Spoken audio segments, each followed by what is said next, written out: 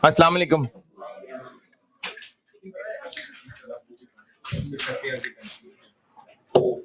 दुरूद शरीफ पढ़ लें।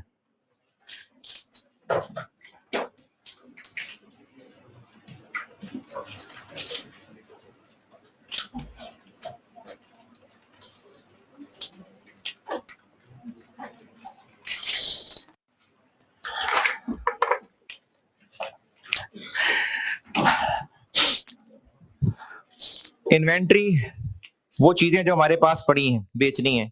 अब चाहे वो ट्रेडिंग बिजनेस है तो फिर सिर्फ गुड्स की हालत में है, और अगर मैन्युफैक्चरिंग बिजनेस है तो फाइनल गुड्स भी हो सकती हैं, और फाइनल गुड्स तक पहुंचने के रास्ते में यानी वर्क इन प्रोसेस भी हो सकता है, और बिल्कुल शुरू में यानी रॉ मटेरियल भी हो सकता है। सब अल्टीमेटली तो वो गुड्स की शक्ल में ही बनने वाले हैं। तो ये सारी इन्वेंट्री है। इन्वेंट्री एसेट है। एसेट नहीं, एंडिंग क्लोजिंग इन्वेंट्री क्या है? जो साल के एंड पे बच गई। एसेट क्यों है? क्योंकि इससे भी बेनिफिट नहीं मिला। एसेट है तो एसओएफपी में आएगा। एसओएफपी में है तो उसकी क्या अमाउंट होगी? वो होगी लोअर ऑफ कॉस्ट और एनआरवी। कॉस्ट पढ़ानी शुरू की थी। कॉस्ट होती है इन्वेंट्री हमारे पास जिस हालत जिस जगह पे है वहां तक पहुंचने के लिए कितना खर्च हुआ था, वो कॉस्ट है। अब उसकी मुख्तलिफ शक्लें थी। अगर वो इन्वेंट्री खरीदी गई है तो जितना खरीद के लाने पे खर्चा आया था, अगर बनाई गई है तो मटेरियल, लेबर, एफओएच, ये सब शामिल है। फिर अगला मसला ये पड़ा था कि अगर सारे के सारे यूनिट्स एक जैसे हैं तो ये मुश्किल हो जाएगा पहचानना कि जो बचे हुए हैं वो किन में से बचे हुए हैं। इस मसले के हल था फाइफो और एफको। और फाइफो एफको भी था दो सिस्टम्स में, पीरियोडिक में और परपेचुअल में। तो ये जो फाइफो और एफको मैंने सिखा दिया, प्रैक्टिस करा दी, ये सब मैंने की थी ट्रेडिंग बिजनेस की। मुझे लगता है शायद मैंने हेडिंग भी दी थी ट्रेडिंग, कि मैं अभी ट्रेडिंग की फिलहाल बात कर रहा हूं। हाँ, ट्रेडिंग बिजनेस की बात की थी।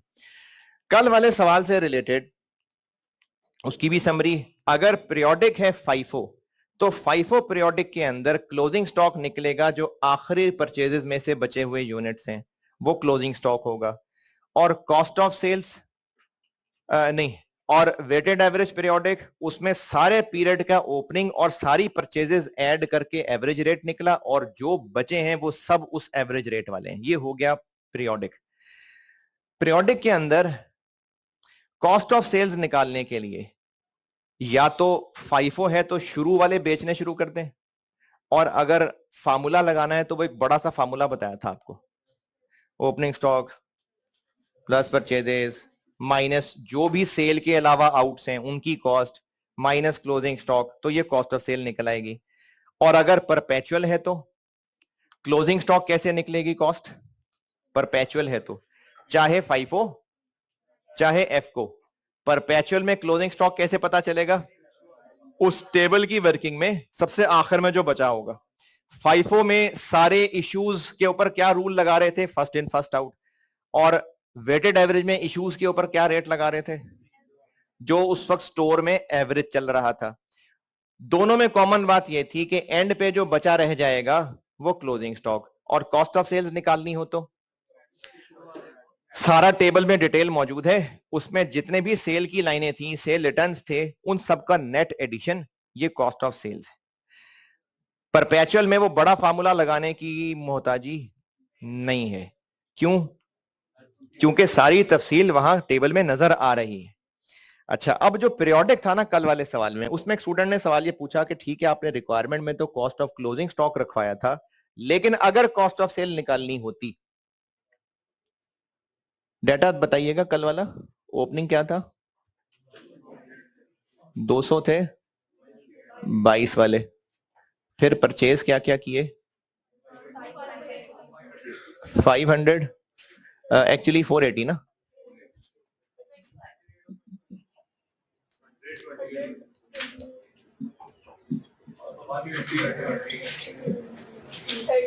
थर्टी बस। क्लोजिंग स्टॉक कितना बचा हुआ? क्लोजिंग स्टॉक है 240।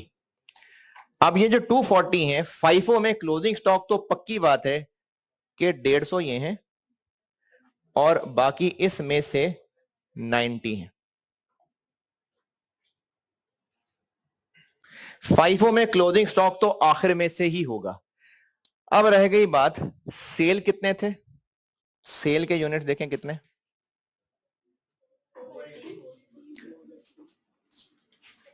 480, और नेट के देखें ना कितने, सब मिला के रिटर्न वगैरह माइनस करके। सेल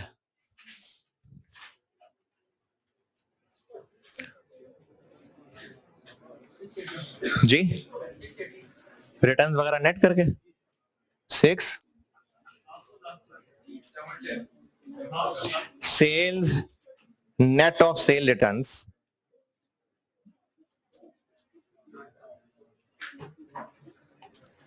कितना, 640।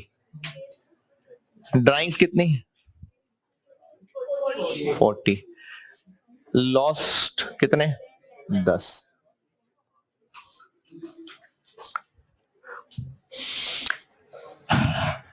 अगर कॉस्ट ऑफ सेल्स निकालनी हो तो सवाल यह है कि क्लोजिंग स्टॉक तो ठीक है, ये 150 और इसमें से 90, तो सेल इनमें से कौन से, ड्राइंग्स इनमें से कौन सी, लॉस्ट इनमें से कौन से। ये ना मैनेजमेंट की मर्जी। ये जो फाइफो मेथड बनाया गया है ना, असल में ये बनाया गया है क्लोजिंग स्टॉक को डिस्कस करने के लिए, क्योंकि FIFO method, weighted average method किसके लिए है, इन्वेंट्री वैल्यूएशन के लिए ना। तो ये मेन डिस्कशन इसकी ये थी। ये तो तय है बात कि जो रिसेंट परचेजेस थी उन्हीं में से क्लोजिंग स्टॉक बचा हुआ है। अब बाकियों का क्या करना है, ये मैनेजमेंट की मर्जी है। इसलिए सवाल वाला इस पे नहीं उलझाता कि ये 10 किसमें से हैं, आपकी मर्जी है, चाहे वो इनमें से ले लें, चाहे वो इनमें से ले लें, चाहे इनमें से ले लें। चलो मैं सेल पूरे कर लेता हूं पहले। सेल वाले 640, 200 ये हैं और 440 ये है, यानी ऊपर वालों को सेल कर लें। कितने रह गए, 40, और बाकी 10, 9। लेकिन ये इतना कुछ ज्यादा सेंसिटिव मसला नहीं है कि ये किन में से और ये किस में से, ये मैनेजमेंट की मर्जी। ज्यादा इंपॉर्टेंट बात यह है कि क्लोजिंग स्टॉक रीसेंट परचेजेस में से होगा। अब इसमें से अगर एग्जाम में फर्ज करें ये आ ही जाता सवाल, तो इसमें स्टूडेंट की मर्जी है कि वो इनके ऊपर कौन से वाला रेट ले रहा है। ये 10 किस में से लेने हैं, चाहे तो इनमें से ले लें, चाहे इनमें से ले लें। ज्यादा बेहतर वैसे ये है जो मैंने बनाया कि पहले सेल करा लें, बाकी उनके बाद बाकी चीजें करा लें, और सबसे आखिर में स्टॉक बचा लें। ये भी एक बच्चे ने पूछा था कि इसको इस तरह भी डिस्कस कर दें, तो मैंने ये वो बताया। किधर गया वो, आंसर्ड। तो फाइफो में मेन चीज है closing stock most recent purchases में से होगा, बाकी कौन से होंगे मैनेजमेंट की मर्जी है। चलें आप सेल पहले करा लें, बाकी उसके बाद कर लें।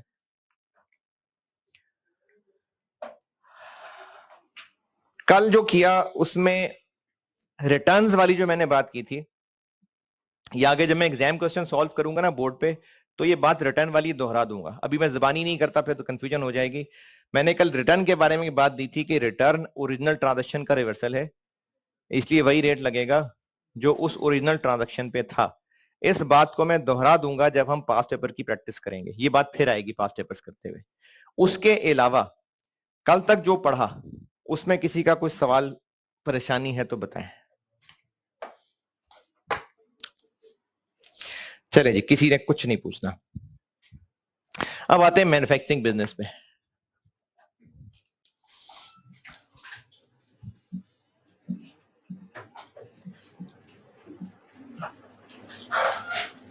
मैन्युफैक्चरिंग बिजनेस की बात करते हैं। मैन्युफैक्चरिंग बिजनेस में एक होती है रॉ मटेरियल इन्वेंट्री। तो पहले रॉ मटेरियल की बात कर लेते हैं।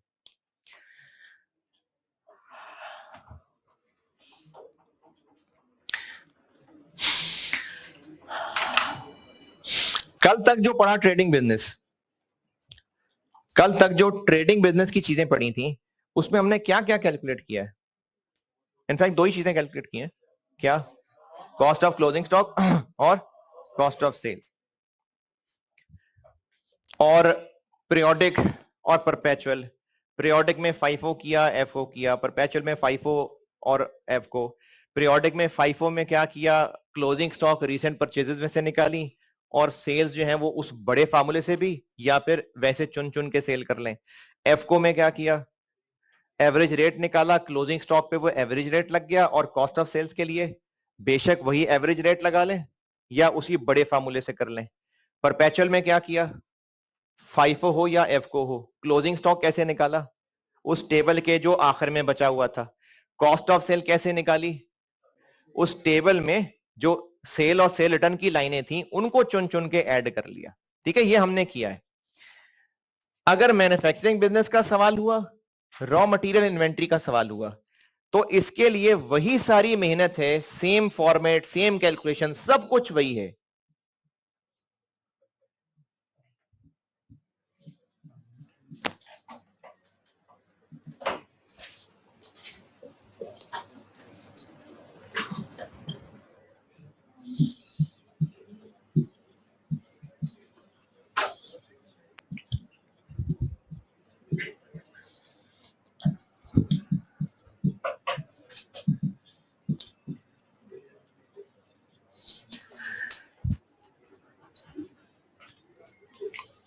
जो हमने ट्रेडिंग बिजनेस में गुड्स के बारे में सीखी है ना, सारी कैलकुलेशन फॉर्मेट सब वही है।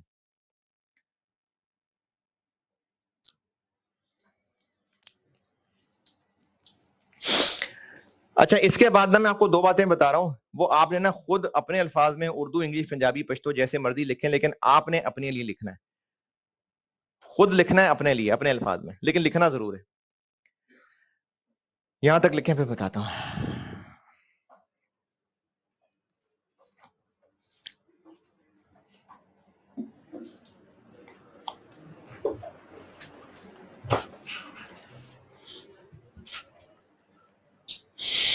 यहां तक लिखा। एक बात ये लिख लेना कि जैसे हमने closing stock of finish goods trading business में निकालना सीखा है, बिल्कुल सब कुछ वही होगा क्लोजिंग स्टॉक और रॉ मटेरियल निकालने के लिए। जो जो कुछ हमने क्लोजिंग स्टॉक निकाला है ना पहले, उसकी कॉस्ट, उसके यूनिट्स, बिल्कुल वैसे ही रॉ मटेरियल के साथ भी वही सब होना है। दोबारा दोबारा, क्लोजिंग स्टॉक के यूनिट्स भी, क्लोजिंग स्टॉक की कॉस्ट भी, जैसे आपने ट्रेडिंग बिजनेस पिछले 2 दिन में की है, वही सब कुछ वैसे ही होना है रॉ मटेरियल के क्लोजिंग स्टॉक के लिए भी। यानी वही सारी मेहनत, वही फॉर्मेट, सब कुछ वही है।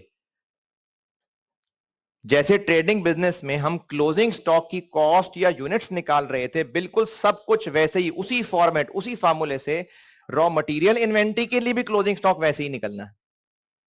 वही टेबल बनना है, उसी तरह से फाइफो, उसी तरह से एफ को, सब कुछ वैसे ही होना है।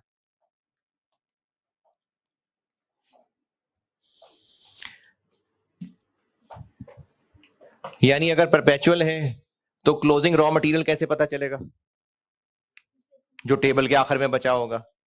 और पीरियोडिक है तो क्लोजिंग स्टॉक रॉ मटेरियल का फाइफो हुआ तो रीसेंट परचेजेस, क्योंकि रॉ मटेरियल भी परचेज होता है, रीसेंट परचेजेस में से बचा हुआ होगा।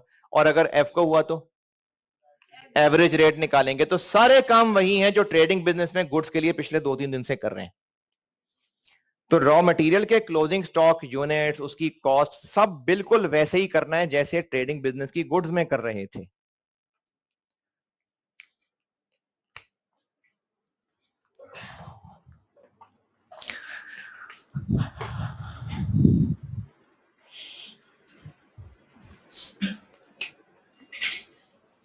लिखा। दूसरी बात लिखें कि उधर गुड्स में जो जो भी कैलकुलेशन, जो जो भी मेहनत करके हमारा आंसर कॉस्ट ऑफ सेल्स निकल रहा था, यहां पर उसी सारी मेहनत, उसी सारी कैलकुलेशन का जो आंसर निकलेगा, अब वो कॉस्ट ऑफ सेल नहीं होगा, कॉस्ट ऑफ मटेरियल कंज्यूम्ड होगा। दोबारा। अच्छा, अगर तो आप मेरे अल्फाज पकड़ के दोबारा लिखने की कोशिश करेंगे ना, तो आपको कुछ नहीं लिखा जाएगा। मेरी बात समझें और अपने आप को समझा के खुद ही लिख लें। ट्रेडिंग बिजनेस जो पिछले 2 दिन से कर रहे हैं, उसमें जैसे कॉस्ट ऑफ सेल्स निकाल रहे थे, कैसे निकाल रहे थे हैं? अगर पीरियोडिक है तो फाइफो, वेटेड एवरेज, परपेचुअल है सॉरी पीरियोडिक है तो वो बड़ा फार्मूला लगा रहे थे, और अगर परपेचुअल है तो उस टेबल में से सेल्स ढूंढ ढूंढ के लिख रहे थे। अब अगर रॉ मटेरियल का सवाल हुआ तो इसमें भी वही सारी मेहनत जो कॉस्ट ऑफ सेल निकालने के लिए करते थे और आंसर कॉस्ट ऑफ सेल निकल आता था, अब उसी मेहनत का जो आंसर आएगा वो कॉस्ट ऑफ सेल्स नहीं कहला रहा होगा, वो कॉस्ट ऑफ मटेरियल कंज्यूम्ड कहला रहा होगा। अभी भी नहीं समझ आ रही क्या लिखना है?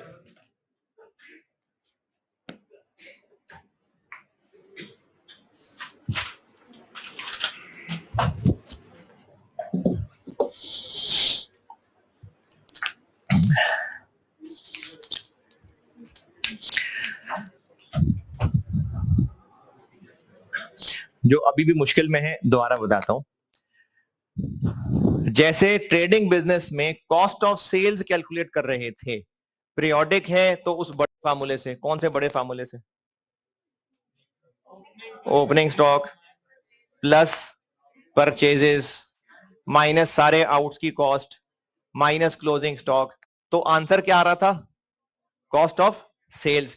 अब अगर वो सवाल फिनिश गुड्स की, ट्रेडिंग के फिनिश गुड्स की बजाय मैन्युफैक्चरिंग के रॉ मटेरियल का सवाल होगा, तो यही सारी चीजें opening stock plus purchases minus सारे आउट्स की कॉस्ट माइनस क्लोजिंग, अब इसका आंसर क्या होगा? Cost of material consumed. क्योंकि वो गुड्स थी ना, वो गुड्स बिकती हैं, ये मटेरियल है, ये किधर जाता है? ये कंज्यूम होता है। तो जो सारी मेहनत कॉस्ट ऑफ सेल्स कैलकुलेट करने के लिए कर रहे थे वही सारी मेहनत होगी, लेकिन अब उसका जो आंसर निकलेगा वो कॉस्ट ऑफ मटेरियल कंज्यूम्ड होगा। इसको डायरेक्ट मटेरियल कॉस्ट भी कह सकते हैं, डायरेक्ट मटेरियल कॉस्ट, यानी वो जो कॉस्ट ऑफ मटेरियल कंज्यूम्ड होगी उसको डायरेक्ट मटेरियल कॉस्ट भी कह सकते हैं।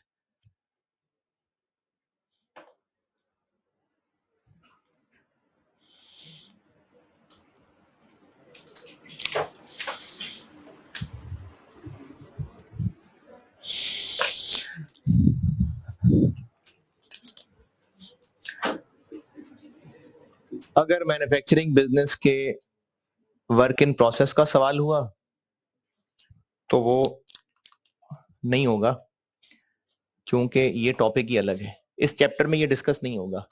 इसको हम पढ़ेंगे हैं, R2 में नहीं पढ़ेंगे भाई, प्रोसेस कॉस्टिंग में पढ़ेंगे, इसको प्रोसेस कॉस्टिंग में पढ़ेंगे। प्रोसेस कॉस्टिंग एक चैप्टर है, उसमें पढ़ेंगे।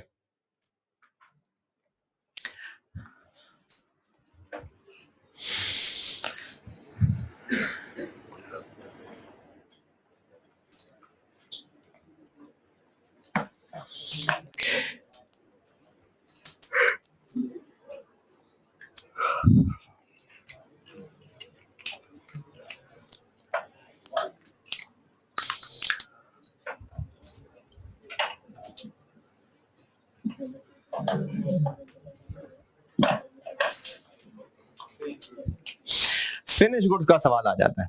अच्छा, ये कैसे पता चलेगा कि ट्रेडिंग बिजनेस है कि मैन्युफैक्चरिंग बिजनेस है?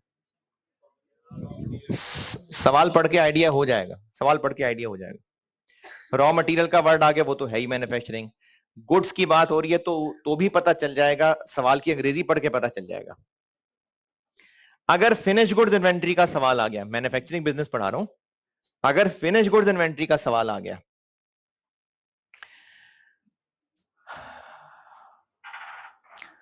तो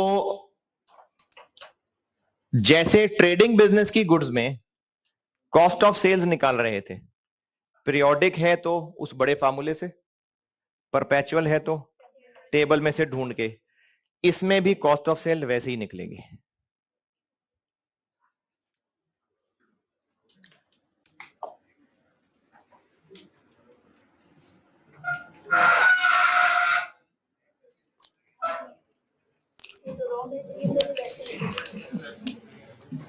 दोबारा बताता हूं, चूंकि फिनिश गुड्स हैं ये, मतलब गुड्स हैं, तो इनमें भी cost of closing finish goods ही होगी और इनमें भी कॉस्ट ऑफ सेल ही होगी, या कॉस्ट ऑफ मटेरियल कंज्यूम्ड होगा? फिनिश गुड्स हैं, ये भी बिकेंगी तो कॉस्ट ऑफ सेल ही होंगी। चले मैं खुद लिख देता हूं, इसके अंदर भी सारी कैलकुलेशंस, फॉर्मेट्स सब वही हैं, इवन के नाम भी वही हैं, closing finish goods, cost of sale सब वही हैं।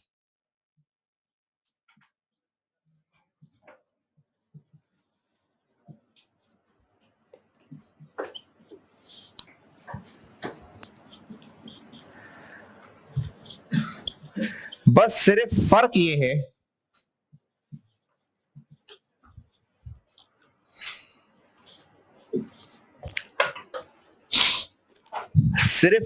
है यहां तक पहुंचे फिर बताता हूं, ये है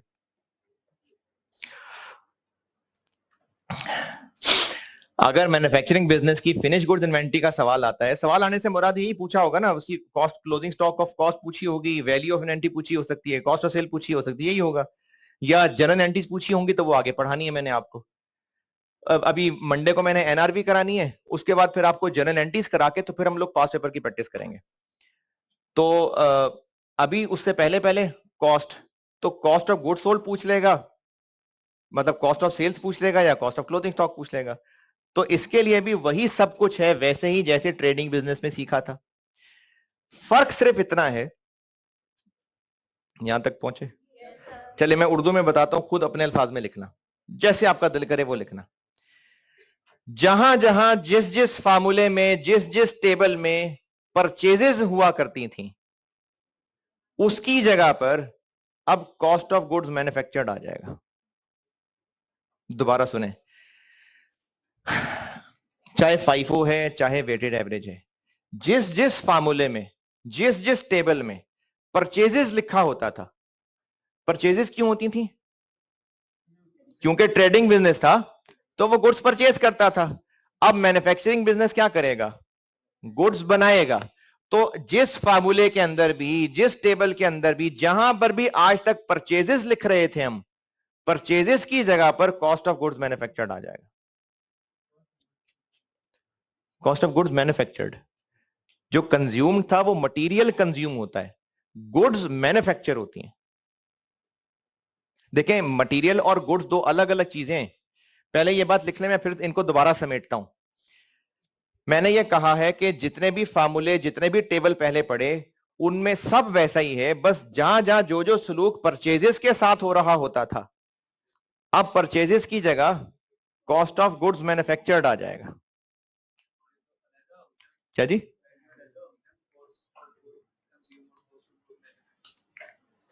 कॉस्ट ऑफ गुड्स कंज्यूम कुछ नहीं है ना जी। मैं अभी इसको और एक्सप्लेन करता हूं फार्मूला लिख के।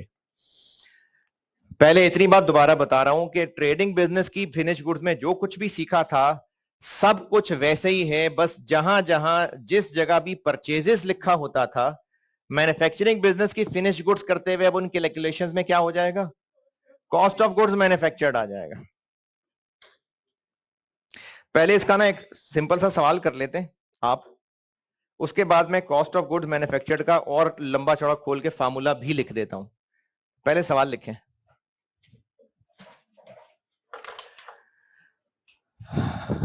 अच्छा, जो अभी भी इधर उधर घूम गए, मैं दोबारा अर्ज करता हूं। हम लोग पढ़ रहे हैं फिनिश गुड्स के क्लोजिंग स्टॉक की कॉस्ट, और चलो ज्यादा से ज्यादा कॉस्ट ऑफ सेल्स, ये कर रहे थे पिछले 2-3 दिन से। मेनली हमने टॉपिक शुरू किया था क्लोजिंग स्टॉक की कॉस्ट से, बात शुरू यहां से की थी।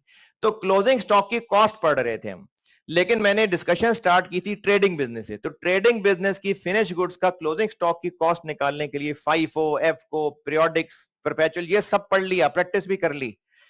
अब मैंने ये कहा है कि अगर ट्रेडिंग की बजाय मैन्युफैक्चरिंग बिजनेस हो तो क्या? रॉ मटेरियल का सवाल हुआ तो सब वैसे ही है जैसे पहले सीखा है, बस फर्क ये है कि रॉ मटेरियल सेल नहीं होता, कंज्यूम होता है। बाकी परचेज, ये भी वैसे ही परचेज होता है जैसे वो ट्रेडिंग की गुड्स होती है। तो सारी कैलकुलेशंस वही हैं, सिर्फ चेंज क्या किया है? जिस मेहनत से आप आंसर कॉस्ट ऑफ सेल्स निकालते थे, अब वो answer cost of material consumed कहलाएगा, या डायरेक्ट मटेरियल कॉस्ट कहलाएगी। फिर उसके बाद अगली बात ये की मैंने कि वर्क इन प्रोसेस तो पढ़ेंगे प्रोसेस कॉस्टिंग में। अगर मैन्युफैक्चरिंग बिजनेस की फिनिश गुड्स का सवाल हुआ और उसमें भी ऐसे ही cost of closing finish goods, या कॉस्ट ऑफ सेल्स रिक्वायर्ड हुई, तो सारी की सारी वही मेहनतें हैं, सब वही है। बस फर्क ये पड़ेगा कि जहां हमारी मेहनत में परचेजेस आ रही होती थी उसकी जगह कॉस्ट ऑफ गुड्स मैन्युफैक्चर्ड आ जाएंगे। अब एक सवाल छोटा सा कर लेते हैं, फिर मैं आपको और एक्सप्लेन कर देता हूं कि कॉस्ट ऑफ गुड्स मैन्युफैक्चर्ड कैसे निकलेगी। सवाल लिखिए, following information relates to finish goods of a manufacturing business.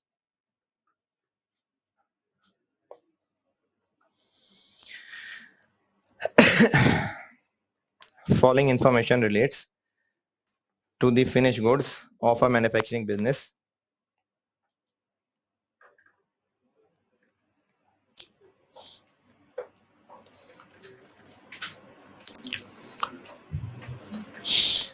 For the month of July. For the month of July.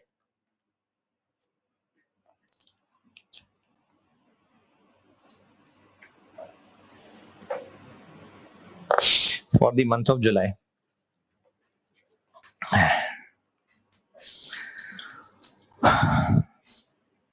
Opening stock,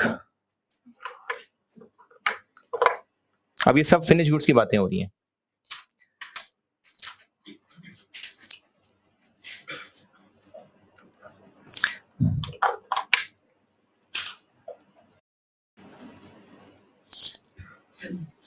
$240 units,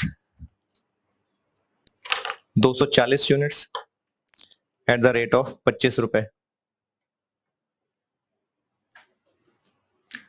at the rate of 25. Finished goods were produced. Finished goods were produced during the month. Finished goods were produced during the month in batches. In batches. Batch होता है ना, batch, इन batches as follows, इन batches as follows.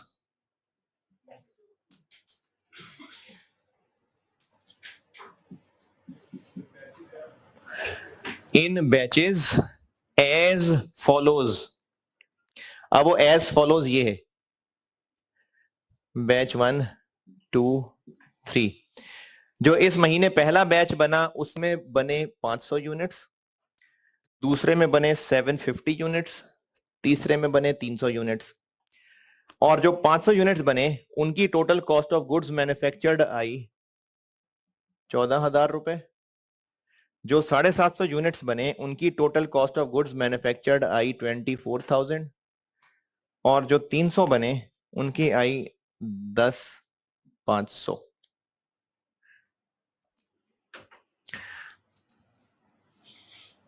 देखिए, अगर trading business का सवाल होता तो होता कि जो सबसे पहले खरीदे गए 500 यूनिट्स इतने रुपए के खरीदे, फिर इतने खरीदे इतने रुपए के, फिर इतने खरीदे इतने रुपए के। अब मैन्युफैक्चरिंग हो रही है तो अब बात हो रही है इतने बनाए इतने रुपए के, तो वो जो परचेजेस की बात थी उसकी जगह कॉस्ट ऑफ गुड्स मैन्युफैक्चर्ड आ गया।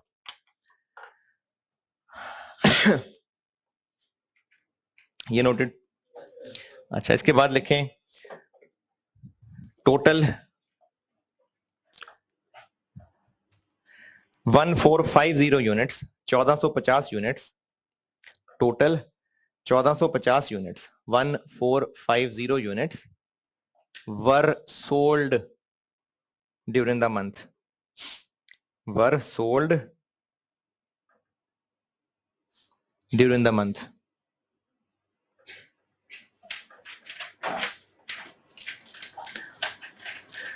रिक्वायर्ड है आपसे cost of closing finish goods भी, कॉस्ट ऑफ सेल्स भी, using cost of closing finish goods भी रिक्वायर्ड है, कॉस्ट ऑफ सेल्स भी रिक्वायर्ड है, using number 1 FIFO method, number 2 weighted average method.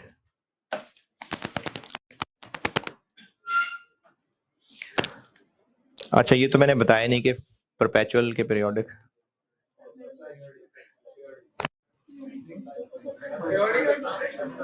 Periodic आसान होता है,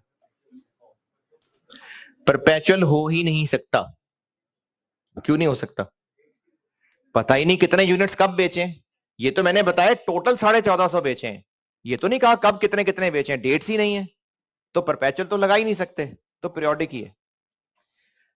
फाइफो से भी कर दें, वेटेड एवरेज से भी कर दें, और कर दें, फिनिश गुड्स की कॉस्ट निकाल दें, क्लोजिंग और कॉस्ट ऑफ सेल्स निकाल दें।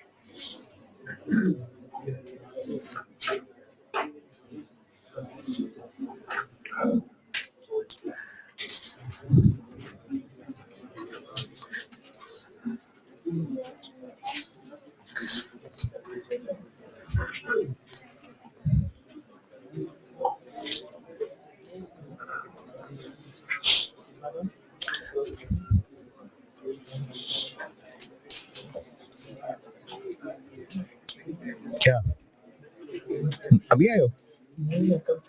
हैं? तो फिर लिखा क्यों नहीं?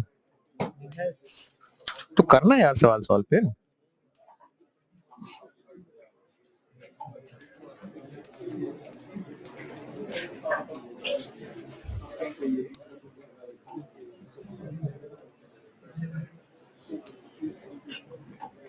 नहीं करना, नहीं करना,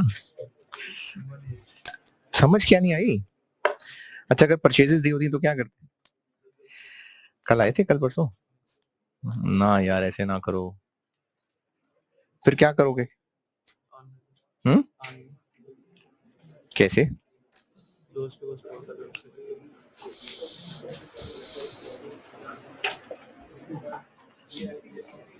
नहीं करना सॉल्व।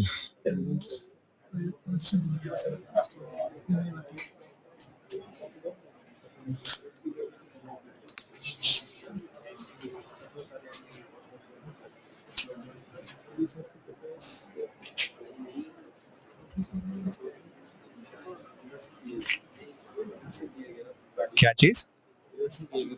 वो दी है ना मैंने यार, वो यूनिट्स, वो देखो ना। हाँ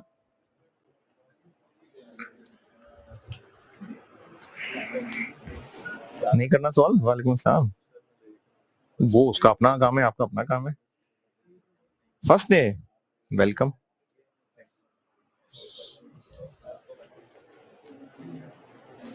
यार कैलकुलेटर वो क्यों यूज करते जो पेपर में लेके जाना है?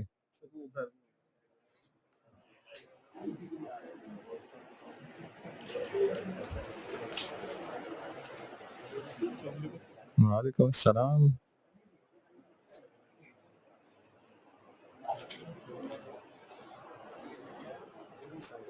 वालेकुम सलाम। नहीं करना तो देख के नोट कर लो यार किसी से क्वेश्चन।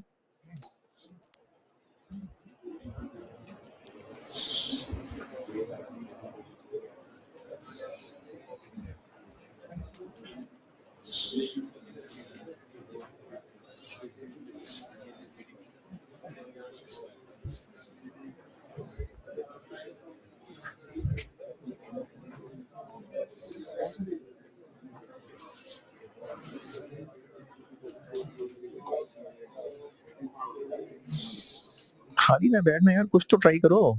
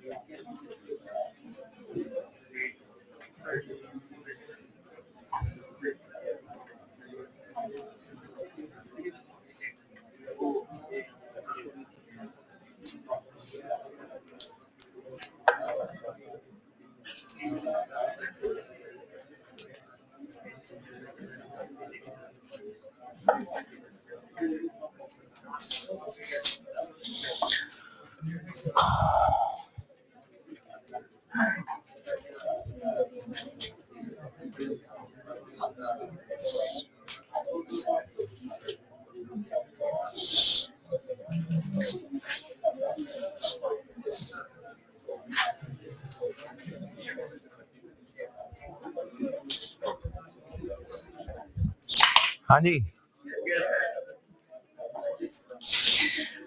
अच्छा, जो बच्चे बिल्कुल खाली बैठे हुए ना, इधर उधर देख रहे हैं कि हम समझ नहीं आ रहा क्या करें, कोशिश शुरू किया करें ना यार। ऐसा नहीं है कि बिल्कुल ही कुछ नहीं आ रहा, कुछ शुरू तो किया करें।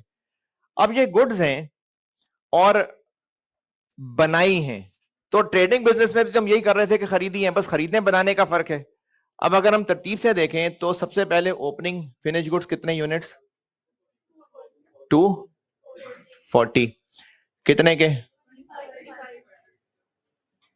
25। टोटल कितना बन गया? 6000। अगर ट्रेडिंग बिजनेस होता तो परचेजेस आ रही होती, जबकि अब आ रही है कॉस्ट ऑफ गुड्स मैन्युफैक्चर्ड। तो वो जो हमने खरीदे थे यहां पर वो प्रोड्यूस किए हुए हैं। बैच 1 में कितने बनाए? 500। कितने के? तो ये नहीं पता चल सकता कि एक कितने का है? 28। दूसरे बैच में बनाए 750। टोटल कितने के? 24। 32। और तीसरे बैच में जो बनाए 300 बनाए, 10 500 के। अब ये डाटा है, पहले परचेजेस लिखी होती थी, प्रोडक्शन आ गई। क्लोजिंग स्टॉक कितना बच गया होगा?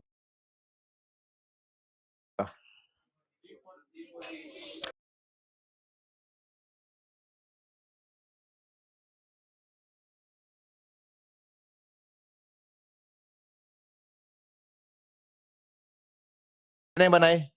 500। कितने के? तो ये नहीं पता चल सकता कि एक कितने का है? 28। दूसरे बैच में बनाए 750। टोटल कितने के? 24। 32। और तीसरे बैच में जो बनाए 300 बनाए, 10 500 के। अब ये डाटा है, पहले परचेजेस लिखी होती थी, प्रोडक्शन आ गई। क्लोजिंग स्टॉक कितना बच गया होगा? 340। क्लोजिंग स्टॉक यूनिट्स, हाँ पहले यूनिट्स निकालने पड़ेंगे। ओपनिंग 240 है और प्लस उसमें ये 15 50 बनाए माइनस 14 50 बेच दिए तो 340 बच गए। फाइफो होगा तो ये 340, 300 इसमें से होंगे, 40 इसमें से होंगे। तो अगर फाइफो करें तो कॉस्ट ऑफ क्लोजिंग स्टॉक बन जाएगा 300 यूनिट्स 35 वाले और 40 यूनिट्स 32 वाले। ये हो गए 10 500 के, ये हो गए 12 11 780।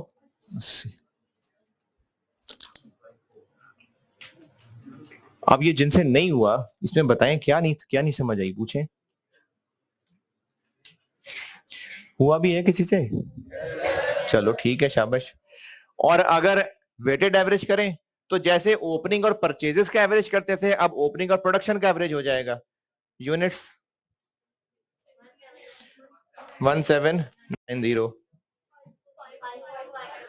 545, तो एवरेज रेट बन जाएगा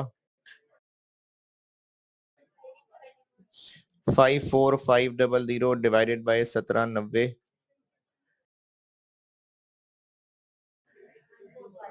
145 30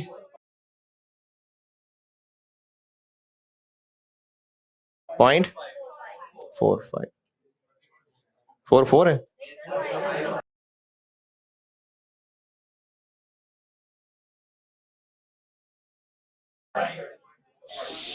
तो cost of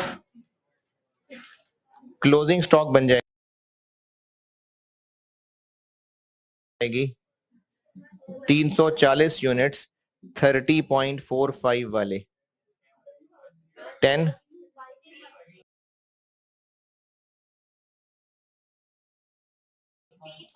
353।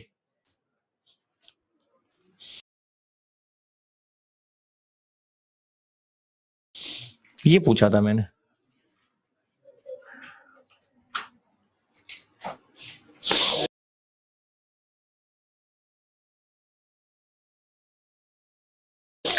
Cost of goods manufactured पे आते हैं डिटेल जी।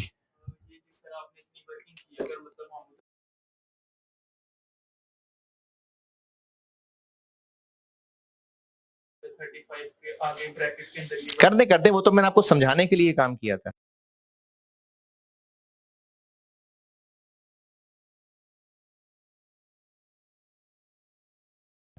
ये इतना सारा ना लिखें, बस इतना काफी।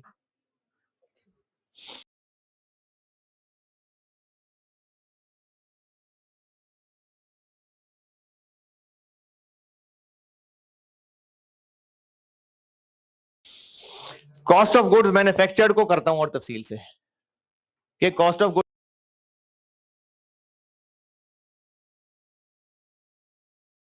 मैन्युफैक्चर्ड कैसे कैलकुलेट हुई होती है।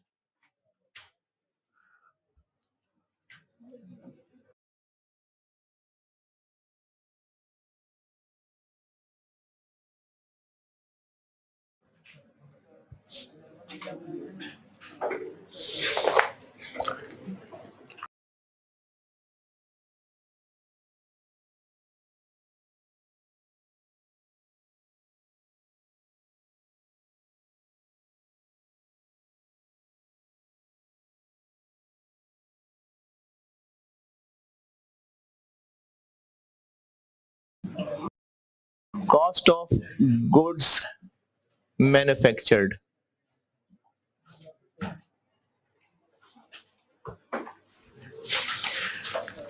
Cost of goods manufactured calculate होगी अब तीन चीजों से मिलके, यानी डायरेक्ट मटेरियल कॉस्ट,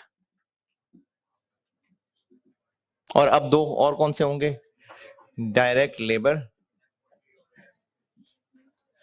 और एफओएच। और ये डायरेक्ट लेबर और एफओएच क्या होता है ये हम पहले पढ़ चुके। दो लाइनें और लिख रहा हूं जो अभी बस आप रटा लगा लें, ये प्रोसेस कॉस्टिंग पढ़ेंगे तो ये बात कुछ समझ आएगी। Cost of opening work in process, ये ऐड होगा और cost of closing work in process ये लेस होगा।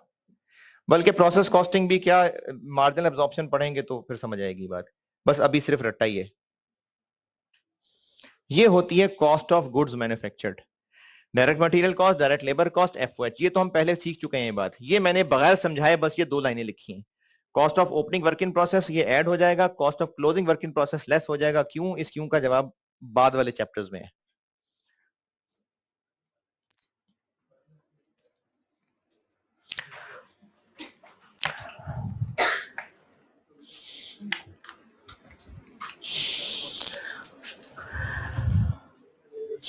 और मैंने भी पहले वैसे बात बता दी है, लेकिन दोबारा बता देता हूं, फार्मूले की शक्ल में लिख देता हूं दोबारा से। चलो कि डायरेक्ट मटेरियल कॉस्ट कैसे निकालेंगे। अगर पीरियोडिक है तो वही लंबा वाला formula, cost of material consumed. Periodic है, ओपनिंग रॉ मटेरियल जी, परचेजेस, रॉ मटेरियल की बात कर रहे हैं हम, तो परचेजेस, और नेट मतलब परचेज रिटर्न नेट करके, और कॉस्ट ऑफ ऑल आउट्स। पहले मैंने लिखा था अदर देन सेल, तो अब सेल तो नहीं है, अब मैं कह रहा हूं other than issue to production. मिसालें इसकी भी वही हैं, रॉ मटेरियल भी ओनर लेके जा सकता है, खराब हो सकती हैं, चैरिटी बांटी जा सकती है, मिसालें वही हैं। तो ओपनिंग रॉ मटेरियल प्लस जितना और खरीदा माइनस जितने भी आउट्स हैं इशू टू प्रोडक्शन के अलावा। क्या मतलब इशू टू प्रोडक्शन? जो मटेरियल प्रोडक्शन प्रोसेस को इशू हो रहा है, और दूसरा क्या लेस? Closing raw material. ये वही मैंने बड़ा वाला फॉर्मूला वही लिखा है, ये बस पहले ऐसे लिखा था वैसे लिख दिया मैंने, ऐसे ही दोबारा लिख दिया, वरना ये बात मैं पहले कह चुका था कि सेम है, मैंने फिर भी दोबारा लिख दिया कि डायरेक्ट मटेरियल कॉस्ट अगर पीरियोडिक हो तो ऐसे निकाल रहे होंगे। डायरेक्ट मटेरियल कॉस्ट यानी cost of material consumed. Direct material cost या cost of material consumed, direct material cost कहेंगे ही इसको कि इतने रुपए का मटेरियल कंज्यूम हो गया। पीरियोडिक है तो ये बड़ा वाला फार्मूला, और परपेचुअल हुआ तो वो टेबल से ढूंढना पड़ेगा।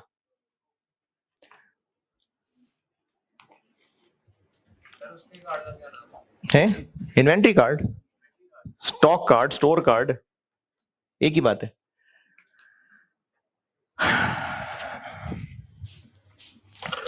पेज नंबर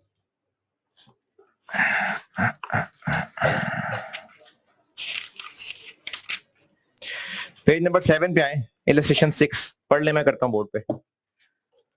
पेज 7 इलस्ट्रेशन 6 पढ़ लीजिए, मैं बोर्ड पे करता हूं।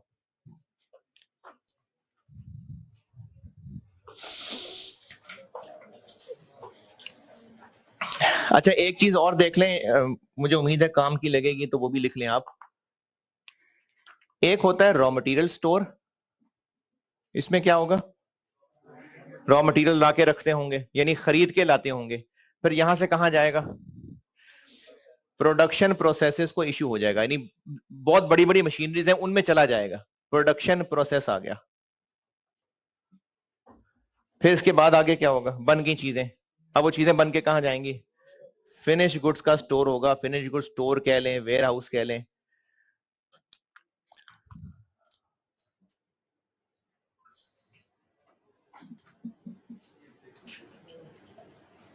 इससे क्या पता चल रहा है?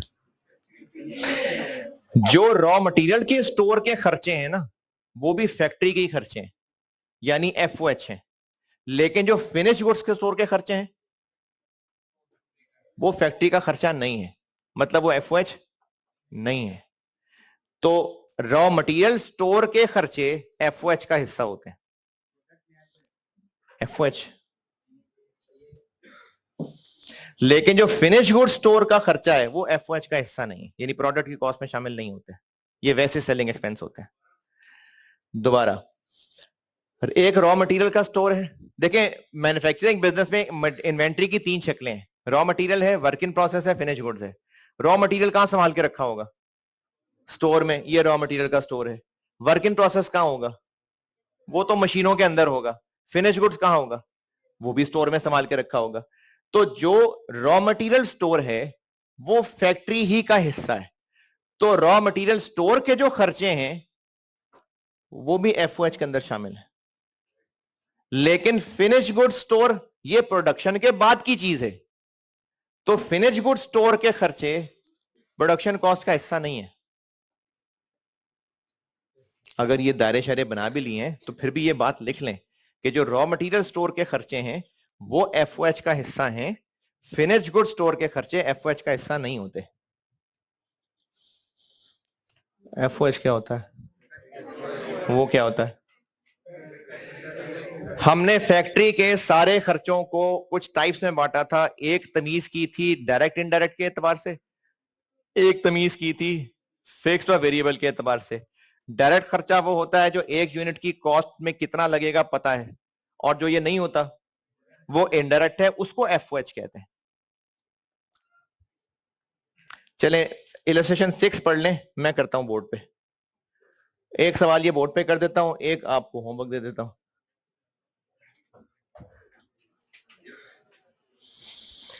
पेज 7 इलस्ट्रेशन 6 पढ़ ले, मैं करता हूं।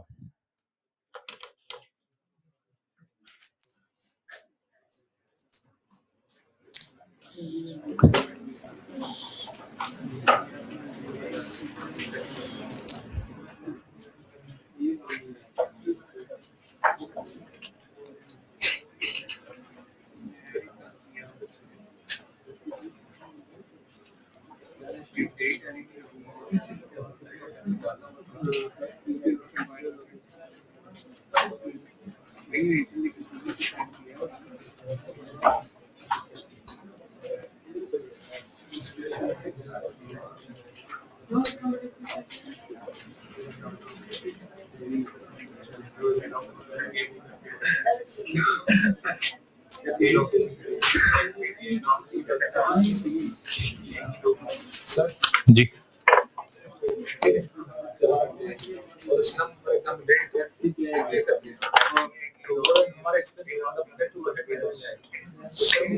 कौन सा खर्चा?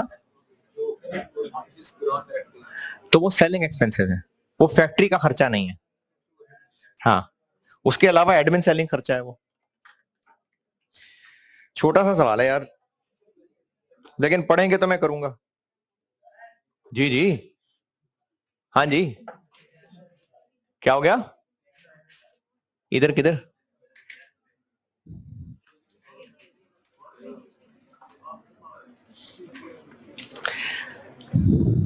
इलस्ट्रेशन 6 पढ़ लें जल्दी से, मैं करूं बोर्ड पे। और इलस्ट्रेशन 8 आपका होमवर्क है।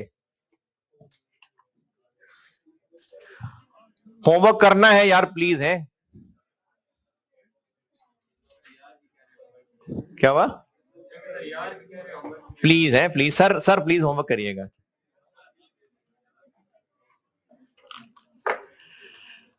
करना है होमवर्क, अभी पढ़े, मैं करता हूं बोर्ड पे।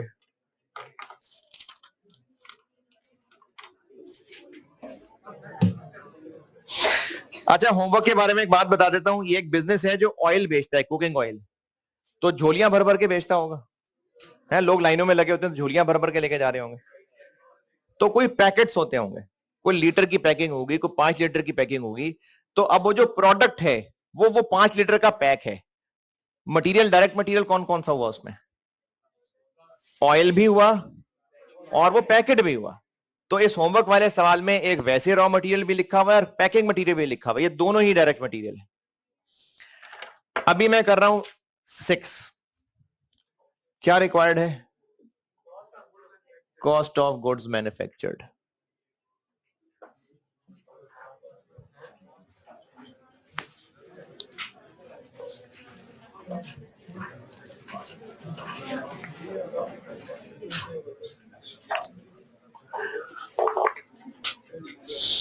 सबसे पहले डायरेक्ट मटेरियल कॉस्ट, और चूंकि ये डायरेक्टली नहीं दी हुई। अच्छा, अब ये मैं आपको मैं अब से ऑनवर्ड जो बोर्ड पे सवाल किया करूंगा ना, इससे पहले तो बस ऐसी छोटी मोटी सेशन है, लेकिन आइंदा जो बोर्ड पे सवाल किया करूंगा मेनली पास्ट पेपर्स ही होंगे, तो उनमें मैं ये चीज भी ख्याल रखूंगा कि आप इसको प्रेजेंट कैसे करना। तो अच्छा तरीका ये होता है कि जो सवाल की रिक्वायरमेंट है वहां से शुरू करें, और बाकी जो फिगर्स नहीं दी हुई निकालनी पड़ रही हैं, ये पीआरसी नहीं है कि कैलकुलेटर पे किया और क्लिक कर दिया। इसमें आपको वर्किंग्स प्रेजेंट करनी पड़ेंगी, ये वर्किंग्स आपके सॉल्यूशन का हिस्सा होती हैं। अब कॉस्ट ऑफ गुड्स मैन्युफैक्चर्ड पूछा है, ये कॉस्ट ऑफ गुड्स मैन्युफैक्चर्ड आ जाएगी। डायरेक्ट मटेरियल कॉस्ट नहीं पता, ये अलग से वर्किंग वन कर दी, यानी ये सॉल्यूशन है, इसी के नीचे आगे वर्किंग वन।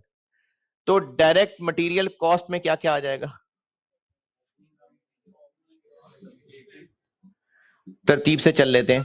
पॉइंट नंबर 1 में क्या है, ओपनिंग रॉ मटेरियल। पॉइंट 1 में परचेजेस हैं, तो कितने की परचेजेस, 96,100। अच्छा, अब ये ना ग्रुप में भी किसी बच्चे ने पूछा था, अब यहां पर वो दोबारा डिस्कस करता हूं। मुझे लगता है शायद पहले क्लास में ये बात हुई हुई है, मुझे लग रहा है ऐसा, नहीं तो चले अब कर लेता हूं। ये जो डिस्काउंट दिया हुआ है, ये इसमें से 96,100 में से लेस हुआ या होना है अभी, कैसे पता, अलग से दिया हुआ है। अगर ये लिखा होता ना परचेज प्राइस के साथ ब्रैकेट के अंदर और लिखा होता नेट ऑफ डिस्काउंट इतना, तो फिर ये 95-96,000 ऑलरेडी नेट होता। अब अगर वो डिस्काउंट अलग दे रहा है, प्राइस अलग दे रहा है, तो डिस्काउंट अभी माइनस करना है, तो डिस्काउंट माइनस कर, बल्कि एक चीज मिस कर दी मैंने, सॉरी, ओपनिंग रॉ मटेरियल। जी ओपनिंग रॉ मटेरियल नीचे दिया हुआ कहीं, क्या जी, अब आ जाएंगी परचेजेस, ये कर रहा हूं मैं, ये इधर इधर ये कर रहा हूं मैं जी। अगर लिखा हुआ है ना डिस्काउंट के साथ सब्जेक्ट टू, तो वो भी अभी माइनस होना है। परचेज 96,100 और इसमें से अभी माइनस होना है 3,290, कितना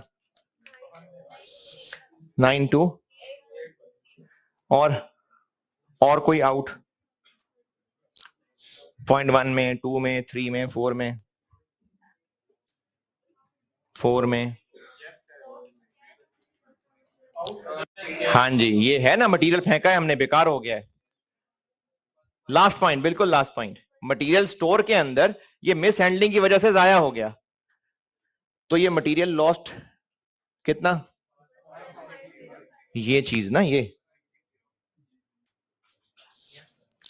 1560, और क्लोजिंग रॉ मटेरियल 8,500। तो कॉस्ट ऑफ मटेरियल कंज्यूम्ड या डायरेक्ट मटेरियल कॉस्ट हो गया 8,9,550, 8,9,550, ये हो गई डायरेक्ट मटेरियल कॉस्ट। और क्या चाहिए,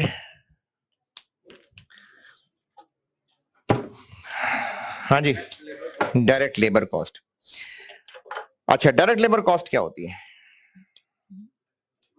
है डायरेक्ट लेबर कॉस्ट उन वर्कर की वेजेस होती हैं जो प्रोडक्शन में डायरेक्टली इन्वॉल्व है, ऐसे ही है।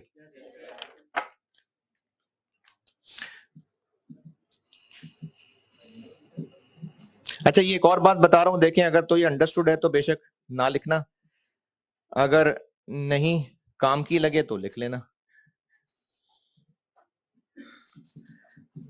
शुरू में मैंने खर्चों को बांटा था, तो ये एक अलग कैटेगरी बना, ये अलग से डिस्कशन थी, ये अलग से डिस्कशन थी। ये फैक्ट्री को कोई और खर्चे थे और वो किसी और फैक्ट्री के कोई और खर्चे थे, फिर उसी फैक्ट्री के वही सारे खर्चे अगर डायरेक्ट इनडायरेक्ट से डिस्कस कर रहे थे तो हमने ये टाइप्स बांटी थी। उन्हीं खर्चों को जब वेरिएबल फिक्स के पॉइंट ऑफ व्यू से डिस्कस किया था तो ये खर्चे बांटे थे। मिसाल के तौर पे डायरेक्ट मटेरियल है, अब वो जो मटेरियल प्रोडक्ट में लग रहा है अगर इस तरीके से देखें तो वो क्या होगा, डायरेक्ट मटेरियल, और अगर उसी को इस तरीके से देखें तो वेरिएबल होगा। इसी तरह वो वर्कर जो प्रोडक्शन में डायरेक्टली इंगेज्ड हैं, उनका खर्चा इनमें से है डायरेक्ट और इनमें से वेरिएबल। तो ये जो डायरेक्ट मटेरियल डायरेक्ट लेबर होते हैं ना, ये पक्के पक्के वेरिएबल होते हैं। फैक्ट्री का रेंट इधर देखें तो क्या है, फैक्ट्री का रेंट FOH, अगर इस एतबार से बात करें तो फिक्स्ड है। प्लांट एंड मशीनरी की फ्यूल इधर देखें तो FOH है, इधर देखें तो वेरिएबल है। तो FOH वेरिएबल भी हो सकता है, FOH फिक्स्ड भी हो सकता है। Direct material direct labour variable ही होते हैं, FOH फिक्स भी हो सकते हैं, वेरिएबल भी हो सकते हैं। अब डायरेक्ट मटेरियल से आगे क्या लिखना है, डायरेक्ट लेबर। कहां है डायरेक्ट लेबर सवाल में? पॉइंट नंबर 1 में कोई चीज रह गई हो, कोई अंग्रेजी ना समझ आ रही है, पॉइंट 1। पॉइंट 2, ये जो पॉइंट 2 का टेबल बना हुआ है ना, ये टेबल समझें, मुख्तलिफ खर्चे बताए हुए हैं और वो खर्चे कहां कहां हुए हैं वो कॉलम्स में लिखा हुआ है। जाग रहे हैं? खर्चे क्या क्या हैं, salaries, wages, depreciation, rent, utilities, ये आगे कॉलम्स क्या हैं? यही खर्चे इन इन जगहों के हैं। यानी अगर फैक्ट्री की सैलरीज, फैक्ट्री की डेप्रिसिएशन, फैक्ट्री का रेंट, फैक्ट्री की यूटिलिटीज देखनी है तो फैक्ट्री कॉलम में आ रहे हैं। हेड ऑफिस के खर्चे वहां आ रहे हैं, sale office, warehouse store को कहते हैं। तो ये मुख्तलिफ जगहों के यही वाले खर्चे दिए हुए हैं।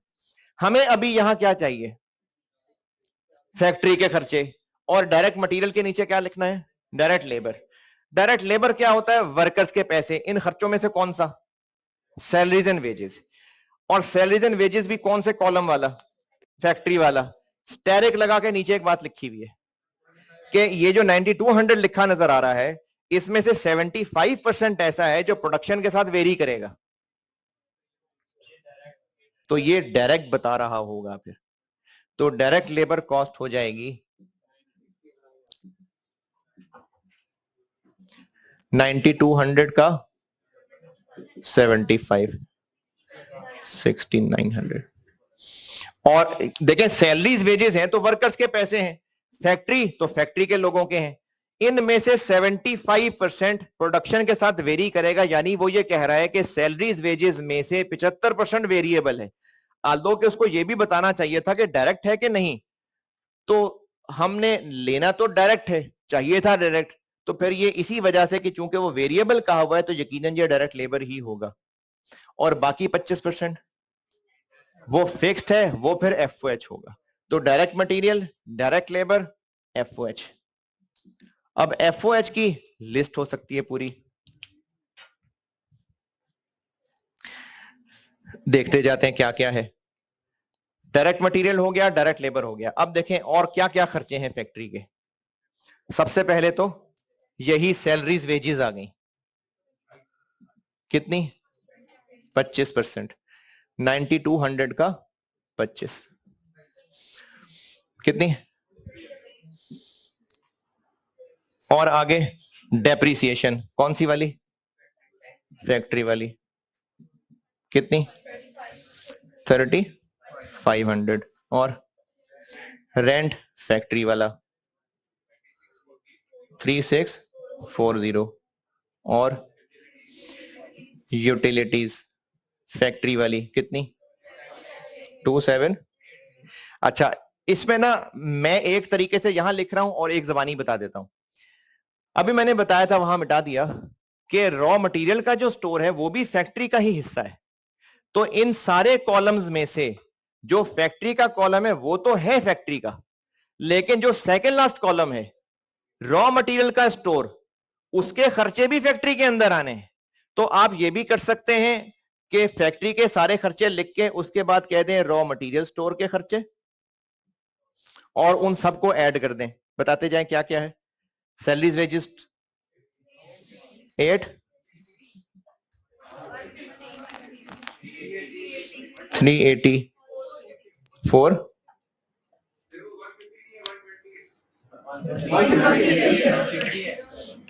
150 है। रॉ मटेरियल देखें ना, रॉ मटेरियल, फिनिश गुड्स तो फैक्ट्री का हिस्सा नहीं माना जाएगा ना। कितना आ गया, 18 अच्छा, आप ऐसे भी कर सकते थे कि फैक्ट्री वाले कॉलम के खर्चे लिखे और रॉ मटेरियल वाले इकट्ठे कर दिए, और ये भी कर सकते थे कि सैलरीज वेजेस लिखते 2300 प्लस 860, डेप्रिसिएशन लिखते 3500 प्लस 150, यूटिलिटीज लिखते 2780 प्लस 380। ये भी कर सकते थे। पता नहीं मैंने फिगर आगे पीछे ना बोल दी हो कहीं। और कोई खर्चा? 0.2 हो गया पूरा। 0.3 बस। 0.3 का क्या काम है? ओपनिंग वर्क इन प्रोसेस 1980 और क्लोजिंग वर्क इन प्रोसेस 1600। तो कॉस्ट ऑफ गुड्स मैन्युफैक्चर्ड आ जाएंगे।